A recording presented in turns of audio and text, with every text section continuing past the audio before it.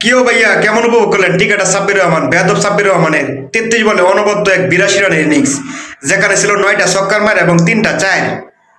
এই সাব্বির রহমান প্রথম 9 বলে করছে মাত্র 4 রান। 10 নম্বর বল শরীফুল রেজা ছক্কা মারা শুরু করছে। সে সাব্বির রহমান 22 বলে করে অর্ধশত রান। এই সাব্বির রহমান লাস্ট পর্যন্ত 33 বলে মাত্র 33 বলে 82 রান এক অনবদ্য ইনিংস খেলছে। যে সাব্বির রহমানরে কিনা এতদিন ঢাকা ক্যাপিটালসের হেড কোচ সুজন যে সুজন তারা বসায় রাখছিল ম্যাচের পর ম্যাচ, 3টা ম্যাচ একসাথে তারা বসায় রাখছে এক নাগারে। 4 নম্বর ম্যাচে যখন সুযোগ দেয় প্রথম ম্যাচে সে সেরকম পারফর্ম করতে পারে না, কিন্তু আজকে 5 নম্বর ম্যাচে আইসা সাব্বির রহমান দেখা দিল যে সাব্বির রহমান ফুরিয়ে যায় না।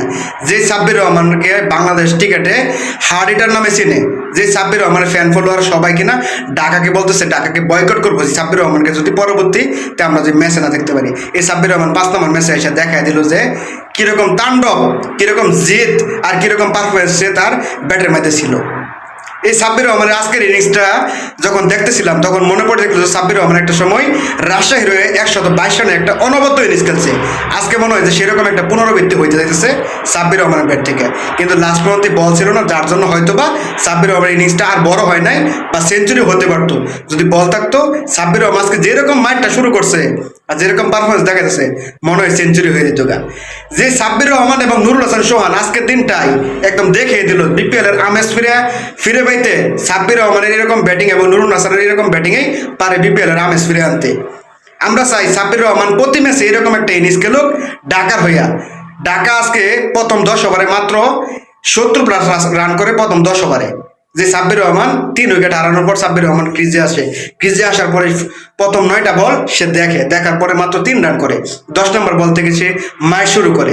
একের পর মাইশ শুরু করার পরে সাব্বির রহমানের এই দানবীয় ব্যাটিংয়ের মাধ্যমে কিন্তু ঢাকা ক্যাপিটালস তার 177 রান করতে সক্ষম হয়ে গেছে। হয়তো বা আজকে ঢাকা সাব্বির রহমান ব্যাটের উপর বর করেই প্রথম ম্যাচ জিতে যাইতেছে। অনেক শুভকামনা সাব্বির রহমানের। তো সাব্বির রহমান ফ্যান ফলোয়ার রাখতো অবশ্যই অনেক খুশি। সাব্বির রহমান এরকম একটা ম্যাচ খেলুক, এরকম প্রতি ম্যাচে দলের জন্য সুযোগ পাক। লিটন দাস সাথে ধরে নাই কেমন হয় হয়তো বা আজকের এই ঢাকা ক্যাপিটাল জিতে যাইতেছে, লিটন দাস বসে থাকার জন্য। শুভকামনা সাব্বির রহমানের জন্য। সাব্বির রহমান প্রতি ম্যাচে এরকম একটা ম্যাচ খেলুক এবং প্রতি ম্যাচে সুযোগ পাক সাব্বির রহমান। অনেক শুভকামনা সাব্বির রহমান।